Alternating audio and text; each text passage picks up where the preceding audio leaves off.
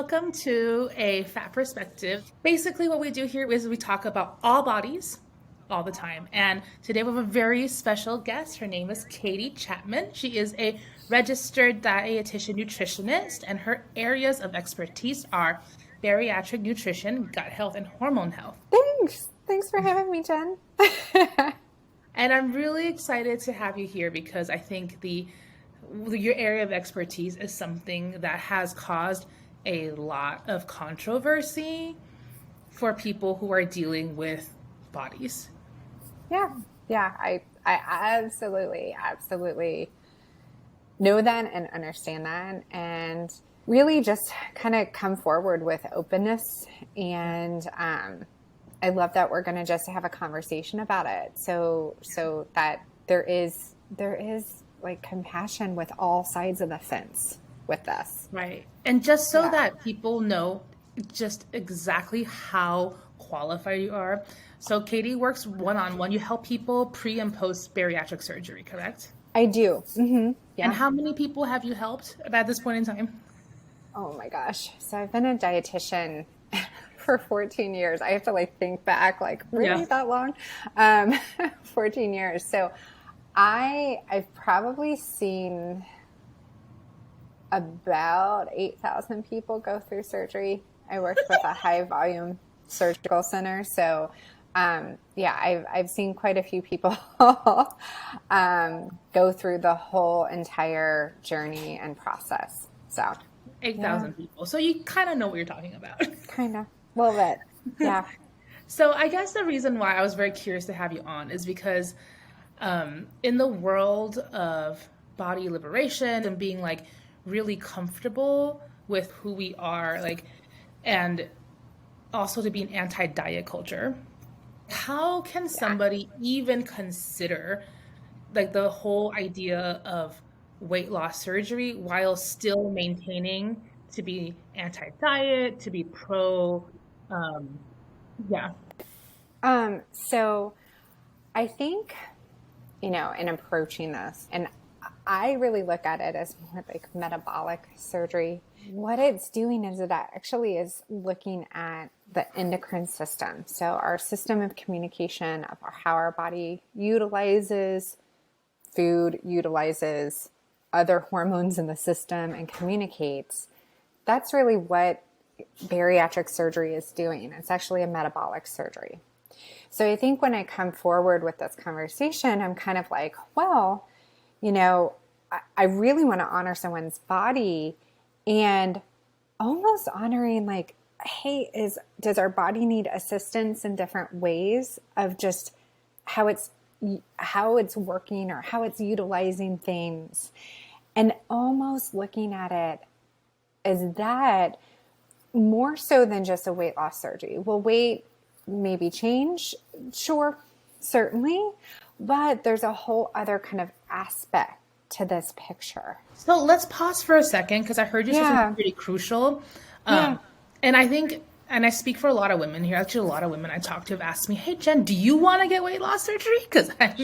And also they've said they wanted to get weight loss surgery, but I almost hear you say that term weight loss surgery is a terrible term. Yeah, I call it a metabolic surgery.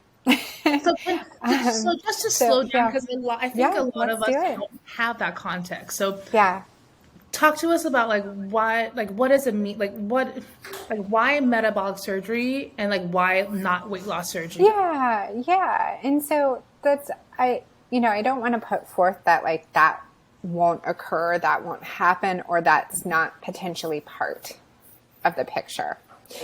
But I also sit back and I look at how bodies work. If we're just looking at hey, how does our body work? Yeah. And what's a really kind of important factor in how bodies work? We have a whole communication system in there. Okay. So, and I think if we're playing the game of telephone, right? We start out first and we're saying twinkle, twinkle, little star. And at the end of that game of that line of people in this game of telephone, that comes out as that does not come out as the twinkle, twinkle, little star. It comes out as a different message. And so within that whole, like if we're thinking of the game of telephone and we're talking about our body has that whole different communication system. So our Like body plays telephone. So like, essentially. Yeah. okay, okay. Yeah. So if we have where our communication is different and changes that message Okay. along the way, it makes it really tough for our body to do what it is supposed to be doing. So specifically in the term of, I'll call it bariatric surgery. Yeah. I guess I will stop using the term weight loss surgery then. It's fine. Because like you said, and I love that. You're like, weight loss could happen from it, but that's not the point of the surgery. The point of the surgery is to update or fix or enhance our endocrine system. Yeah. So then specifically in this case, what is the telephone helping our body? Like what part of the body is it helping us? Yeah. So in our endocrine system, that controls how our body utilizes breaking down food and how it utilizes food. It also controls how our body is telling the other hormones or telling the other glands to work, such as our thyroid gland or our pancreas, which releases insulin to help our body utilize our blood sugar. So all of those are all communicators, and that's all part of our endocrine system.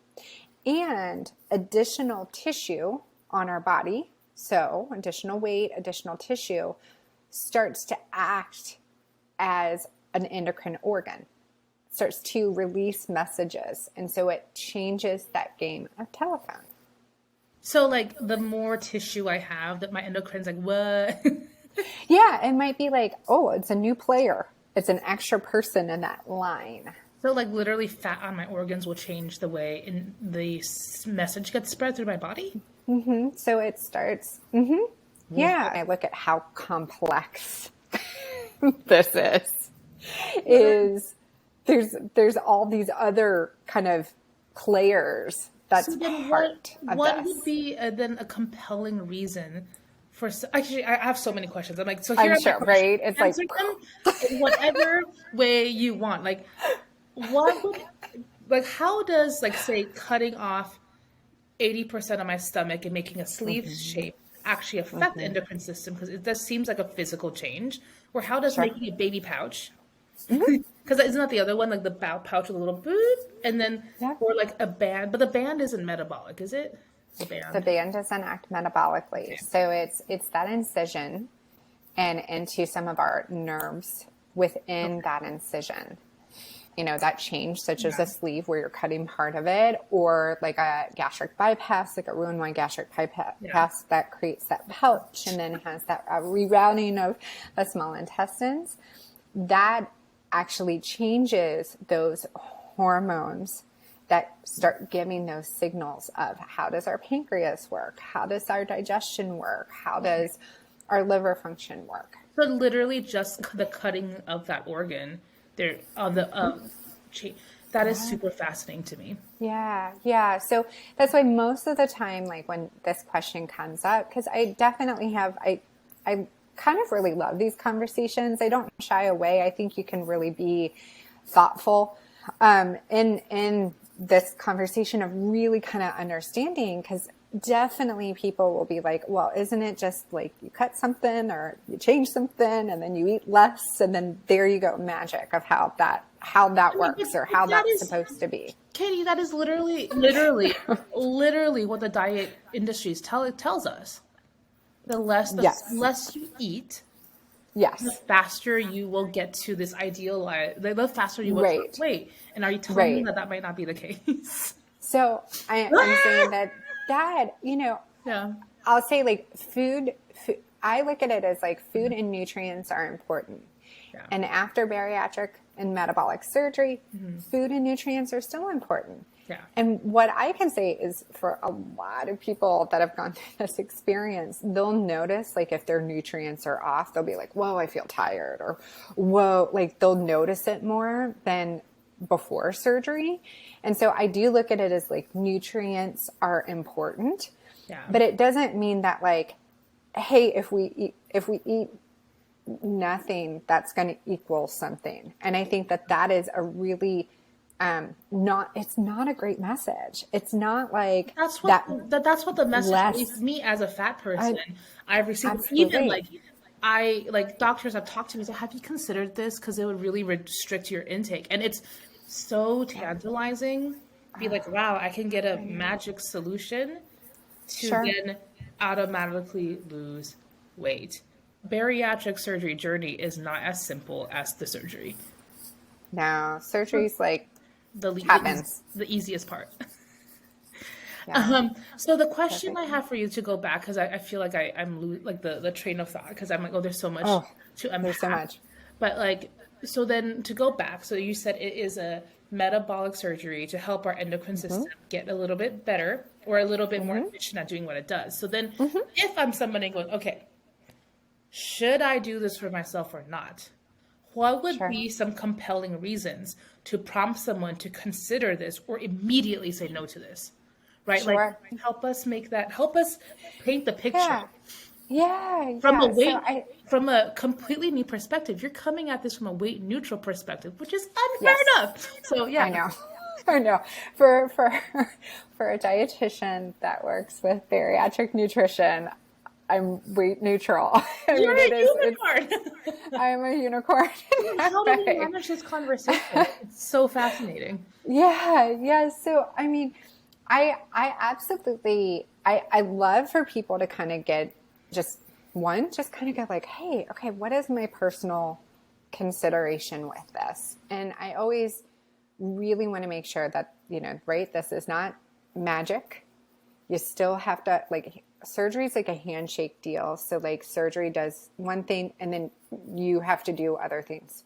So like if that's not a thought process or something that someone is wanting to do or thinking like, oh, surgery is going to be the major player, the one that does all the work. I'm like, that's absolutely not true. When you say doing all the work, are you referring to the responsibility in being very mindful with nutrition afterwards? Yeah. Responsibility, nutrition, stress management, movement of your body, vitamin and mineral supplementation. There's things to kind of keep in mind to support your body, right? That's the work of any human. It is. But I think there is that concept where people may approach this and be like, oh yeah, okay, great. This is going to be like magic. And I don't have to do anything. And if that's the thought process, and I'll be like, whoop, stop. Don't do it. Right. Or maybe not now. And then I also look at like the food relationship part too, that might need to be supported before having surgery. It's an important part to think through because, and we all have a food relationship. So just know that everyone has a way they relate to food. The part of it of if it's utilized, like if you notice, oh, food helps me when something hard is happening in life and I have this really big, strong connection, or gosh, I relate to it to where I kind of see it as like evil. I don't want to I white knuckle my days. Yeah. Like those are important things. So is it even like this? I would even argue using myself as an example. Like I don't think I would ever be in a spot just because of like the way humans are with trauma. And I don't even want to use the word trauma because I'm not a trauma specialist, but the way humans are with holding on to hurt and the past, we're never completely 100% free. Like stuff still cycles in and out. So absolutely. And I'm imagining most of the people who are considering getting bariatric surgery or metabolic surgery, a lot of people probably don't have the most up and up relationship with food. Like it's probably fraught with a lot of problems or a lot of inconsistencies, or it's like a toxic relationship maybe. So is it, and then I guess what do you tell somebody? Do you want them to wait until it's less toxic, or is it with the proper support and the willingness and the knowing someone with a incomplete relationship can still take this journey and be okay, you know? Because I'm assuming if we wait till everyone's okay, then no one can take this surgery. No, and just I'm guess what? We're human, and Yeah. thank goodness we are. Right. Yeah. So, absolutely, I think that with proper support, you can absolutely do this journey. But I would say before starting on this pathway, making sure that, hey, do I have support there? Am I starting to work on it before surgery to just shift that a little bit? Yeah. Do I notice where if is my everyday a white knuckle situation, then I'd be like, oh, okay, shouldn't be every day. Let's lessen how intense that is. So then that way, going through the surgical process, you can still work on healing and also going through that process. Yeah, because for a long time after the procedure, it's like basically choice is like not a thing. So if for somebody who relies on food to regulate, it's going to be depressing for a bit. Yeah, no, absolutely. And just, and I'm glad you said that, because I think in part of just acknowledging that, because after surgery, especially, we're making sure that you're healing. So during this healing process, we're wanting your organs, like your stomach and your intestines and things that, had surgery on it. We're wanting those organs to actually heal. So at first we are very thoughtful of, in particular, this is how you need to eat, as like a safety reason. So I have to ask, I know I'm totally changing the topic. You know that show that focuses on, he calls it weight loss surgery, 600-Pound Life? Oh, okay. On the show, that doctor, as Dr. Now, I mean, he's so cute, but also like totally not weight neutral. But anyway, like his whole thing in measuring success in someone's journey is their weight loss.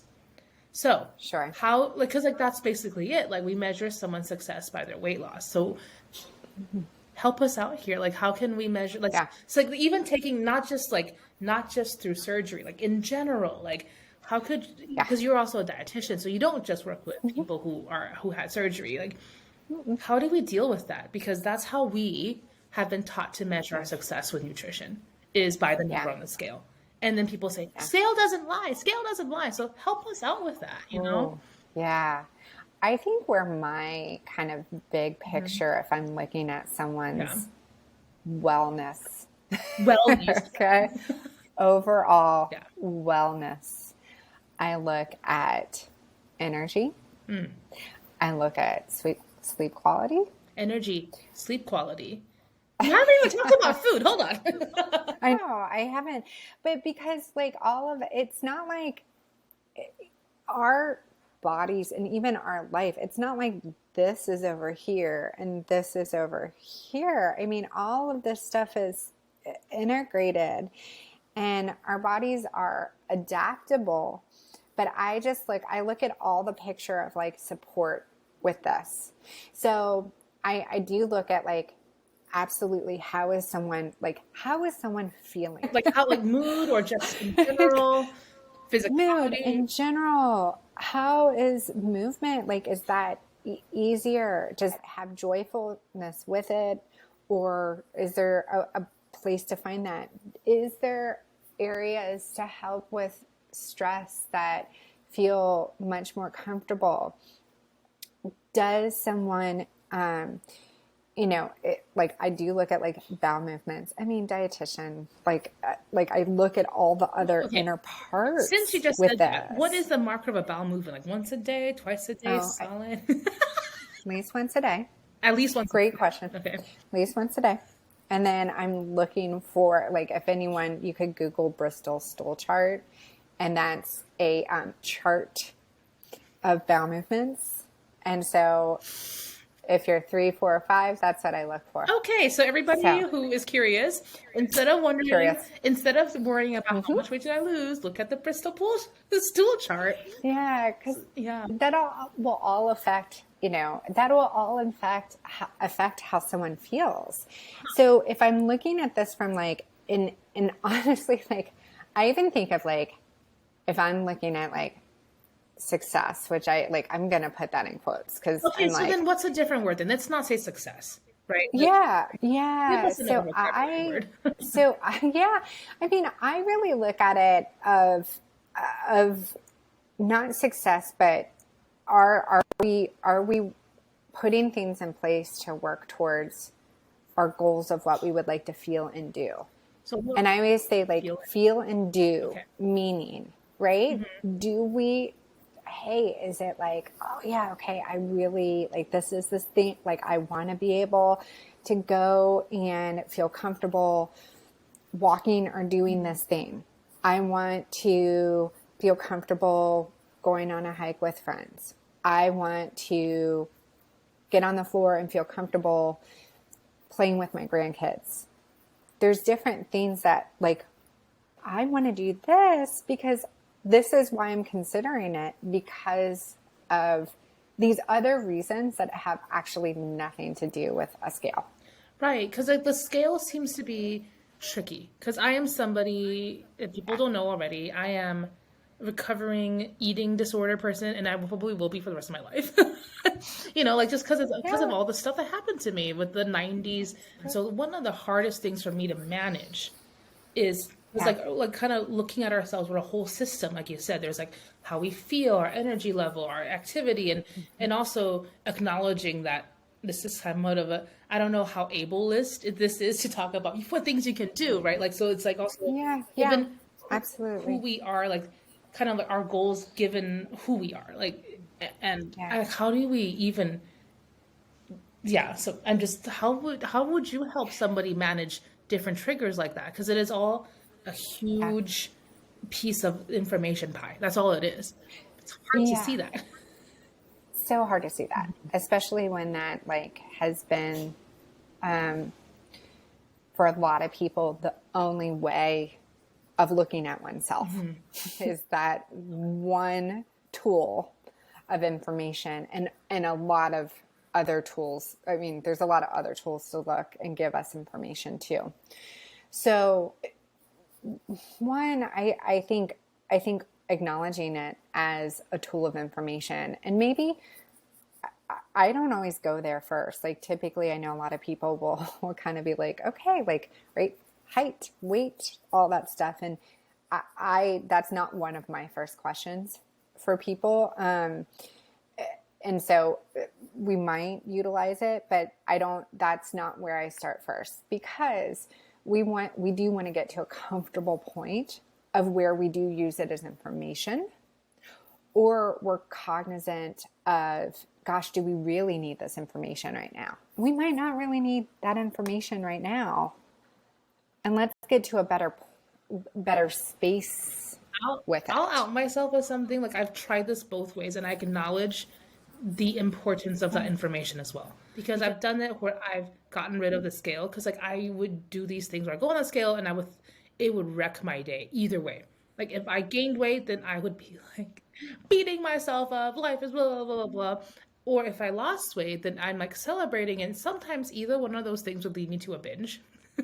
And people it's like semblance of getting control. It's like because people who don't understand, it's like binging is a form of like controlling your life. So it's like I'm regulating emotions. But the thing is, like when I was regularly weighing myself, it kind of kept my feet on the ground, because another, I think, symptom of people who don't have the best relationship with their body themselves is like not being grounded in what's going on. And when I got rid of my scale, it was it was in the pandemic, and I was very like beating myself for weighing, and I was gaining weight, and I got rid of my scale and had no idea what's going on in my body. That's the thing. That's the thing that happens when we're disconnected, and it's hard to rebuild that. So I put on 60 pounds without knowing it, and I hated that I did that, because I'm like somebody who's done the work. so Yeah. so like Yeah. yeah. Yeah. And it takes, I think what you said was so important of also just knowing that there's value in that information. But I will definitely say that if that's a trigger have support in approaching that. I mean, because that would be so difficult to, because it's like, I always think of our little like neuron pathways in our brain, and it's like this very straight line of this information equals this for us. And we're almost trying to change that. We're trying to be okay, it's not a straight line anymore. Like there's offshoots of it. Like this information could also mean this, could also mean this. And it's almost like you're retraining those grooves in your brain of how approaching it. And that takes time, effort, and support to do that. And so, gosh, I mean, I do like to change the verbiage, the information, because it is a way of information. But is it the only information? Is it the only way to get information? No, absolutely not. But it's been taught to us that is the most important information. Of course. And that's part of it. And and it is, it's like one of those things where I'll just sit back and I'll be like, oh, okay, that's not the only information. Absolutely. It's something that can be useful, but just in approaching someone's wellness. And I just realized, and when you were describing that, it's our value system. In order to embrace that, our value system might need to change.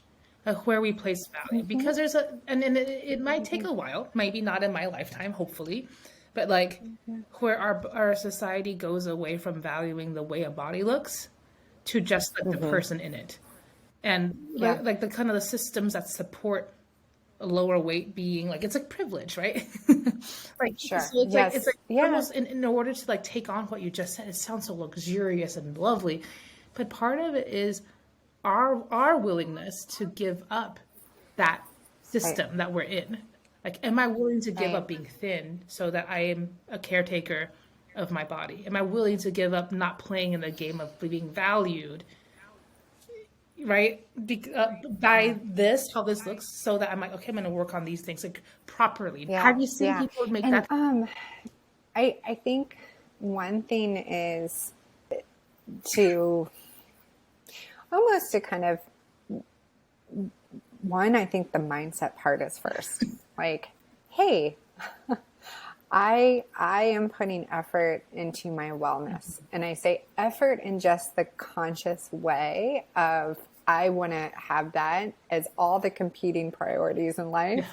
I want to have that as something that is a high priority for me, or up near the top. So one mindset part of it. The other thing approaching this too would be the other parts. Like, I like that you mentioned meditation. I think that having a part that keeps someone grounded, so that, because oftentimes that's what happens, is that our mood, or that we're just not grounded or present. And then our mind takes us on journeys, where else? And then that's where our mind starts to take over more than maybe what our present self is really trying to accomplish. So that sort of practice. The other thing that I think through is like partnering with someone to almost re-educate approaching food, because there is that like, hey, like, let's look at our nutrients. And not that like one is better than another, but neutral. Hey, these are nutrients, and what nutrients would be helpful for us to feel well? What nutrients would be helpful for us to feel well? I love that. Anything else? Because I was going to add something. Go for it. I'm going to let you go. All right. Because the thing I was going to say, yes. And I believe what would also be helpful is for people to be involved in conversations that continue to reorganize how they see value in themselves, and then also to reorganize them, like kind of shift our thinking, or the fancy word paradigm, so that we are involved with other people who see us beyond, or help us see ourselves beyond how society has taught us to value our bodies. So to be involved in more, like I like the term body liberation conversations, and or body neutrality conversations. And if you really like body positivity, fine. A rose by any other thorn is still a rose, right? So like how involved can someone be in this? If it truly matters to like reshift, like then get involved with people who also see it this way so that you can be in the community of, changing thought patterns. And then to also Yeah. be Yeah. mindful of who the hell is in your life. Are there people in your life who constantly reinforce this garbage? And I'll just say, Sure. like, I didn't realize like I did this. Like the people in my life do not talk about my body, period. Like they don't. Yeah. Like I put on a lot of weight, they didn't say anything. I lost a lot of weight, they didn't say anything. It was shocking to me because then I went to another community that loves to comment. And I was like, whoa. So it's even like being mindful of kind of like how we educate the people around us, and they can support us in relearning how we see and love ourselves too. Yeah. Yeah. Yeah. Absolutely. Absolutely. It's not just one thing, Really right? Not just one thing. And I think I was excited to have this conversation because I definitely understand like, oh my gosh, surgery is a fiery topic for a lot of people. And I understand that. I absolutely do. And I absolutely can go like, oh gosh, okay, let me take a step back and listen. And I always respect everyone's point of view, but I also come at it of like, oh gosh, I've had a lot of experience with this. And there's definitely parts and pieces to the whole entire picture that we really can approach it just very compassionately and consciously for health, wellness, quality versus a good, bad, success, failure of like very disparaging or very like And listen, non-thoughtful words. I am absolutely a proponent for your body, your choice, my body, my choice, period. End of discussion. Like, Absolutely. so if someone wants to do surgery, fine, go for it. If someone wants to do surgery for weight loss, fine, go for it. Know the consequence. Like we all deal with the consequences of our own behavior. So it's just like, who are we, who's not that person living in their body, to comment about their behavior Absolutely. and police, and then just kind of like police their decisions. That basically. Absolutely. Absolutely. Absolutely. I mean, and I definitely am just like, hey, I'm just here to help with giving some extra insight of, hey, this is some things to maybe think through. And would you say it was a good thing that, here's a good thing. Was it a good thing that this surgery was invented? I think that it's so funny if you look at the history of actually like where things kind of came around. Originally, it was not for intention of changing metabolic function. Oh, really? I think if I like really look back to like the 50s of when kind of it all came together, and I'd have to re-educate myself, but I it didn't start out as what it is today. Let's just say Was that. it like a diet thing? So no. It was like actually like it was something completely different, and it was for like it just was like that correlation of seeing like metabolic changes and some changes in weight. So that's why I was like, if I really look back, it wasn't intentionally like made for the same use as it is now. However, I will say that I'm looking at all of the different aspects of metabolic function. I'm glad it's an option. Like it right. I look at it as like, oh my gosh, Because it's good that we have options. I think it's really important if people are wanting to get in conversation with a weight neutral doctor about all sorts of things, right? Not maybe considering surgery or dietitian. Like how can how can people get a hold of you? I think one of the easiest ways is go through my website, which is katiechapman.com. And you can schedule actually just a kind of a meet and greet call. We can chat. That you can do on there, or you can send me a message through there. That's probably the easiest way. I'm a dietitian, but you mentioned physicians and things like that. So there's through the Obesity Action Coalition. I want to say through them, there's a list of providers who are educated about different options. There's also dietitians and things like that on there too. And I would say that would be my reliable source of, like, if someone's exploring that's me or whatever. An easiest thing for people to do, you can always go on the podcast website of Fat Perspective and reach out, and we'll definitely get you connected, because we all need support, especially when we're reorganizing our conversation, our stories. Because I would love to just kind of switching topics, but kind of being on us and our bodies. Like, one of the biggest things that I live for and stand in is that I think the way we heal ourselves and our community is by telling stories, because that's how we, like, that, you know, that's how humans make sense of things, I think. And it's such a beautiful thing. I think if we were really to slow down and listen to everybody, like, our society wouldn't have half the strife it has. And I'd love to hear more stories about bodies and things. So, like, for people listening, if you have like a story about your body and yourself and where you fell in love or out of love with your body, because I think both ends of the spectrum are important to discuss, please go to the podcast website at Fat Perspective and fill out the contact form. Well, thank you so much for coming, Katie. It's really lovely to have you.